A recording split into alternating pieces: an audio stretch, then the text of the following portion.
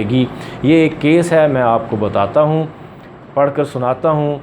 20 साल की लड़की है, अनमैरिड, पेट में दर्द होता है और लिकोरिया है, ये दो उसकी चीफ़ कंप्लेंट्स हैं। पेट दर्द बहुत ज़्यादा, बहुत से डॉक्टरों से इलाज किया है, मैदे में भी दर्द होता है। आज बहुत ज़्यादा सर दर्द रहा और गुस्सा भी बहुत आता है। हाथ पांव सुन्न हो जाते हैं, एक दूसरे पर रखने से सुन्न हो जाते हैं। अब देखें कि उसकी वीकनेस का, उसकी सर्कुलेशन का ये हाल है कि 20 साल की उम्र में उसके हाथ पांव सुन्न हो जाते हैं। और इससे आगे सुने कि घुटनों में दर्द होता है। अब देखें 20 साल की उम्र एक खूबसूरती और हेल्थ की एक आइडियल उम्र है, जिसका लिटरेचर की किताबों में मिसालें दी जाती हैं। भरपूर जवानी, जहाँ सेहत और ख़ूबसूरती और शबाब जो है वो अपने उरूज पर होता है, उस वक्त इस तरह के मसाइल हैं कि हाथ पांव सुन्न हो जाते हैं, बाजू के ऊपर बाजू आ जाए तो सुन्न हो जाता है और घुटनों में दर्द होने शुरू हो गए हैं। कोई काम ज़्यादा कर लूँ तो सुस्ती हो जाती है, काम करने को दिल ही नहीं करता, चिड़चिड़ापन रहता है। सर दर्द तो 3-4 दिन से है, पेशानी में होता है, शोर अच्छा नहीं लगता, सर नीचे झुकाया नहीं जाता। मैदे में दर्द होता है, पेट के दरमियान में दर्द होता है, यानी इंटेस्टाइन में। और कब्ज़ भी रहती है, जब वाशरूम जाती हूँ उस वक्त ज़्यादा दर्द होता है। अब ऐसे बैठी हूँ तो सीधा बैठे नहीं जा रहा। जब वाशरूम जाती हूँ तो उस वक्त दर्द ज़्यादा होता है, खाना खाने के बाद भी होता है, और खाना तो मुझसे इतना खाया ही नहीं जाता, एक आध रोटी मुश्किल से खाती हूँ।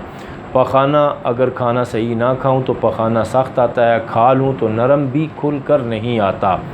मेंसेस में दर्द होता है और 3 दिन तो इतनी तबीयत ख़राब रहती है कि क्या बताऊँ, और वो भी खुल कर नहीं आते हैं। जब मैंने उसकी जनरलिटीज़ पूछी तो उसके बारे में उसने बताया कि हाथ पाँव सर्दी बहुत ज़्यादा लगती है, हाथ पाँव 2-2 कंबल लेकर भी ठंडे रहते हैं, ठंड लगती है, जिस्म कांपता रहता है, और गर्मी भी बहुत ज़्यादा लगती है, और नींद भी सही तरह से नहीं आती, और पसीने इतने ज़्यादा आते हैं कि पानी की तरह पसीना चलता है। आगे उसने बताया कि कोई गर्म चीज़ खा लूँ तो एलर्जी हो जाती है। मैंने पूछा क्या क्या चीज़ें, तो कहती है मछली, मुर्गी, चावल वगैरह। उसके बाद चिड़चिड़ापन ज़्यादा है और गर्मी तो बहुत ज़्यादा लगती है, हाथ पाँव में पसीना बहुत ज़्यादा आता है। तो जब मैंने इसकी सिम्टम रिपर्टरी में डाली हैं तो उसमें पल्साटीला, ब्रायूनिया और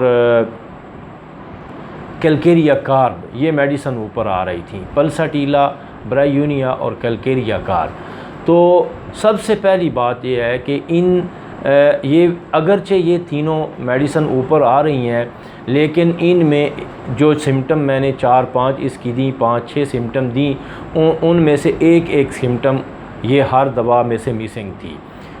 एक सिम्टम कैलकेरिया कार्ब कवर नहीं कर रही थी, एक पल्साटीला कवर नहीं कर रही थी, एक ब्रायूनिया कवर नहीं कर रही थी। फिर अगर हम इन तीनों मेडिसन का कंपैरिजन करें और उसको हम देखें कि मोस्ट सूटेबल रेमेडी उसके लिए क्या है, तो क्या इन दवाओं की जो अपनी जनरल और करैक्टरिस्टिक सिम्टम है वो उसमें मौजूद हैं या नहीं है, तो हमें पता चलता है कि वो जो उसकी सिम्टम हमने रिपर्टरी में दी हैं, वो रिपर्टरी में जो दवाएं ऊपर आ रही हैं, हकीकी तौर पर उनमें से कोई दवा भी उसके ऊपर पूरी तरह उसका इतलाक़ नहीं हो रहा है, और उसकी किसी भी दवा की जो अपनी क्लियर पिक्चर है वो उस मरीज़ा में नहीं आ रही है, अगरचे उसकी सिम्टम आ रही हैं। तो अब क्या होगा कि जब हम वो दवा देंगे तो चूँकि उसकी दवा की अपनी करैक्टरिस्टिक और जनरल सिम्टम पूरी उस पेशेंट में नहीं है, तो वो उसको आर्जी तौर पर ही रिलीफ़ देगी।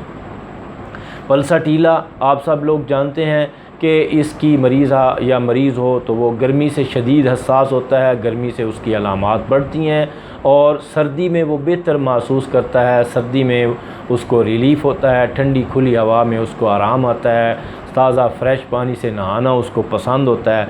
जबकि ये मरीज़ा सर्दी से भी हसास है और सर्दी इसको इतनी लगती है कि 2-2 कंबल लेकर ये भी इसकी सर्दी नहीं जाती। तो इस हवाले से पल्साटीला भी इसकी दवा नहीं बनती है। अब आगे कैलकेरिया कार्ब, वो उसके मरीज़ आप जानते हैं कि वो सर्दी से हसास होते हैं और उसको ठंडे पसीने आते हैं कैलकेरिया कार्ब के पेशेंट को। जबकि इसको ठंडे पसीने नहीं आते हैं, और उसके अलावा भी कोई कैल्केरिया कार्ब की इसमें डिज़ायर एवर्जन भी नहीं है, और उसकी जो फिज़िक है वो भी कैल्केरिया कार्ब की नहीं है। अब आगे ब्रायूनिया है, तो ब्रायूनिया में आप जानते हैं कि ज़्यादा पसीना भी नहीं आता, ड्राई मेडिसन है, जल्द भी खुश्क होती है, अंदर भी खुश्की होती है, तो इसको पसीने भी बहुत ज़्यादा आते हैं। और उसके बाद ये है कि ब्रायूनिया ये भी वार्म मेडिसन है, इसका मरीज़ भी खुली हवा में या ठंडे मौसम में बेहतर महसूस करता है, और इस मरीज़ा की तरह नहीं है कि उसको सर्दी भी इंतहाई शदीद लगे। अब अगर हम किसी बहुत मेडिसन में जाएं, उसमें मर्कसाल में जाएं या सल्फ़र में जाएं या किसी और मेडिसन में जो सेंसिटिव टू हीट भी है और सेंसिटिव टू कोल्ड भी है, तो वो भी इस मरीज़ा की पिक्चर को, पूरी की पूरी पिक्चर को कवर नहीं करेगी, और उसमें उसकी जो अपनी जो करैक्टरिस्टिक सिम्टम्स हैं दवा की वो भी मौजूद नहीं होगी। तो ये प्रॉब्लम है। ये बाज़ औक़ात हम ऐसे बिलखसूस होम्योपैथ वो सिम्टम के पीछे पड़े रहते हैं, और जो सिम्टम हमारे पास मौजूद होती हैं उन्हीं की दवाएं ढूंढते रहते हैं। मुझे बहुत से फ़ोन आते हैं, वो कहते हैं कि ये मसला है जी, इसकी दवा बता दें। सबसे पहली बात यह है कि हम ये अंडरस्टैंड करें कि क्या ये केस दवा का केस है भी या नहीं है। अब इस तरह का पेशेंट, उसको अगर आप मॉर्निंग में एक गिलास फ्रेश जूस का देना शुरू कर दें तो विद इन डेज़ उसके मसाइल सारे हल हो जाएंगे, और किसी दवा के बग़ैर भी मुझे उम्मीद है ये ऐसा केस बिल्कुल ठीक हो सकता है। और अगर दवा देनी भी है तो जो करीब तरीन मेडिसन आ रही है वो उसको रिलीफ़ देगी, उसकी सिम्टम बेहतर करेगी, लेकिन अगर वो मरीज़ अपनी ग़िज़ा ठीक नहीं करेगा तो वो कतन ठीक नहीं होगा। तो इस तरह का पेशेंट जिसको कब्ज़ है, पखाना खुल कर नहीं आता है, शदीद किस्म की कब्ज़ रहती है, और वो सुबह निहार मुँह वो अगर चाय बिस्किट का नाश्ता करते हैं।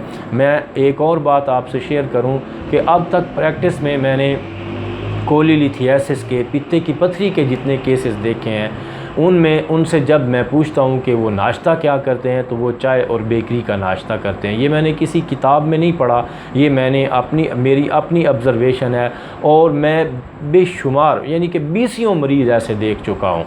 अब ये बच्ची ये भी अगर इसका इसी तरह ये कब्ज़ का और भूख न लगने का, अब इसका लीवर तो डिस्टर्ब हो चुका है, और ये मसला अगर जारी रहे तो आगे चलकर इसको भी पित्ते में पथरियाँ हो सकती हैं। और पिछले हफ्ते भी एक मेरे पास केस आया है, वो बच्ची भी 22 साल उसकी उम्र है, अभी न्यूली मैरिड है, और उसके पित्ते में पथरियाँ बनी हुई हैं और गुर्दे में भी पथरी है। और जब उससे पूछा है तो वो भी सुबह निहार मुँह वो चाय और बेकरी का नाश्ता लेती है, और दिन में 3-3 4-4 चाय पीती है, और इस तरह की बहुत ही गलत किस्म की ग़िज़ा है। तो ये ग़िज़ाई ख़राबियाँ, इनके ऊपर आप ख़ुसूसी तवज्जो दें, और अगर कोई केस बिलखसूस वो सीधे का सीधा वो किसी हमारी दवा की पिक्चर के साथ उसकी पिक्चर मैच नहीं हो रही है, तो आप लाजमन इस बात पर गौर करें कि इसके अंदर ग़िज़ाई ख़राबियाँ होंगी, और ग़िज़ाओं ने उसके अंदर ऐसा बिगाड़ पैदा किया हुआ है कि जो किसी कुदरती दवा की, किसी कुदरती मरज़ की पिक्चर नहीं बन रही है। और जब पिक्चर नहीं बन रही है तो उसकी कोई दवा भी आप ऐसी तजवीज़ नहीं कर सकते हैं कि जो उसकी सारी की सारी सिम्टम को कवर करे। और कभी हो भी जाती है, लेकिन मोस्टली सारी सिम्टम एक दवा कवर ही नहीं करती है। तो फिर जब दवा सारी सिम्टम कवर ही नहीं करती है तो उस सारे मरीज़ को ठीक कैसे कर सकती है।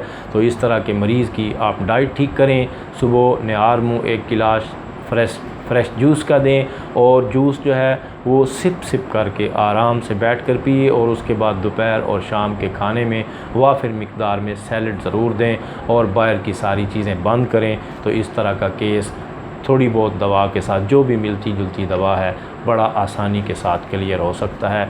इसके ऊपर तवज्जो दिलाना बहुत ज़रूरी था, तो मैंने सोचा कि इसके ऊपर बात करूं। अनकरीब नेक्स्ट नए टॉपिक के साथ दोबारा मुलाकात होती है, तब तक के लिए इजाज़त दीजिए।